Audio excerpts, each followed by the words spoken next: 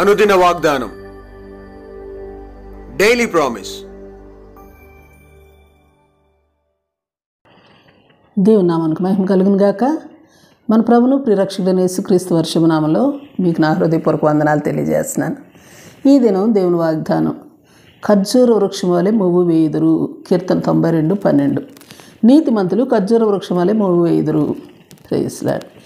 Bible గ్రంథం అందు ఖర్జూరపు చెట్టును ఈత చెట్టు అని, మరి తమాళ వృక్షం అని, సరళ వృక్షం అని, లేకపోతే తాళ వృక్షం అని తర్జుమా చేయటం జరిగింది. ఇది యోర్దాను నది లోయలోను విస్తారంగా ఉంటాయి. ఎరుకో యొక్క చుట్టుపట్ల ప్రాంతాల్లో మరి విస్తారంగా ఉండటాన్ని బట్టి ఎరుకోను ఖర్జూరపు చెట్ల పట్టణం అని పేరు పెట్టబట్టం, అలా పిలువబట్టం మనం చూడగలం. న్యాయాధిపతులు 1:16, 3:13 చూస్తాం ఈ విషయం. అలాగే పరమగీతాలు 7:7 చూస్తే అందానికి సాదృశ్యంగా చెప్పబడతా ఉంది. అందమైన స్త్రీలను ఈ చెట్టుతో పోల్చేవారు ఆ దినాల్లో. అలాగే మరి ఎదుగుదలకు సాదృశ్యం, ఇది తిన్నగా పొడవుగా ఎదుగుతాయి కనుక. అలాగే 7-8 వచనాల్లో ఫలింపుకు సాదృశ్యంగా ఉంది.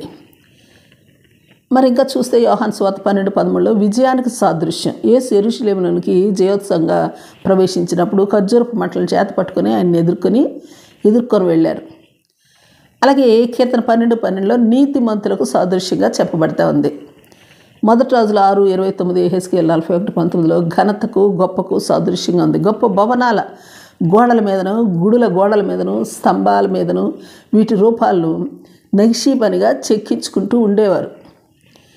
మరి అలాగే లేవికాండం 23:39-42 వచనాలు చూస్తే సంతోషానికి, ఉత్సవాలకు సాదృశ్యంగా ఈ చెట్లు పట్టుకుని పర్ణశాలలు కట్టుకుని మీ దేవుడైన యెహోవా సన్నిధిని సంతోషిస్తూ ఉత్సహిస్తూ పండుగలు ఆచరించమని దేవుడే సెలవిచ్చారు. దాన్ని పర్ణశాల పండుగని మనం పిలవటం మనం చూస్తాం. అలాగే ఇది చక్కని బలమైన ఆహారానికి సాదృశ్యం కూడా. ఆ దినాల్లో దోసెడు పండ్లు ఒకనాటి భోజనానికి ఒకరికి చాలును అని అనేవారు. అలాగే మరి మువ్వు వేయడం అన్నది అభివృద్ధికి సాదృశ్యం. ఇలాగున నీతిమంతులైన వారు ఇట్టి రీతిగా ఖర్జూర వృక్షం వలె అందంగా ఆహార సమృద్ధితో ఎదుగుతూ, ఫలిస్తూ, అభివృద్ధి చెందుతూ, విజయాలను పొందుకుంటూ, గొప్ప చేయబడుతూ, ఘనతకు తేబడుతూ, అలాగే ఉత్సవాలు సంతోషాలను అనుభవిస్తూ ఆశీర్వదించబడతారన్న మాటను మరి అనే మాట మనకు ఈ మాటలో వివరించబట్టాన్ని మనం గమనించగలం. Praise lord. అయితే నీతిమంతులు ఎవరు? దేవుని నమ్మిన వారు నీతిమంతులు. యేసు రక్తంలో వారి పాపాలు కడుక్కున్నవారు నీతిమంతులు. దేవుని యందు భయభక్తులు కలిగి వాక్యానుసారమైన జీవితం జీవించేవారు నీతిమంతులు.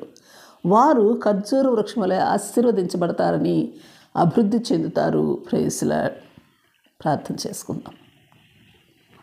ప్రేమ నమ్మకం కలిగిన మా పరలోకపు తండ్రి, నీ పరిశుద్ధ నామానికి స్తుతులు, స్తోత్రాలు దేవా మేము ఎల్లవేళలా నీతిమంతులుగా జీవిస్తూ ఖర్జూర వృక్షం వలె ఎదుగుతూ, దీవించబడుతూ, ఫలిస్తూ, అభివృద్ధి పొందుతూ, గొప్ప చేయబడుతూ,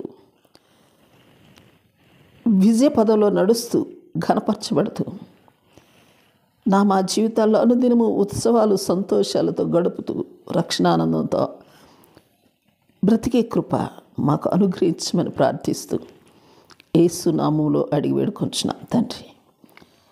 ఆమేన్, ఆమేన్. Praise Lord. రేపు మరొక వాగ్దానంతో మనం కలుసుకుందాం. ప్రతిరోజు ఉదయం 6 గంటలకు ఈ కార్యక్రమాన్ని వీక్షించగలరు. తిరిగి మళ్ళా రేపు ఉదయం కలుసుకుందాం. దేవుడు మిమ్మల్ని దీవించును గాక.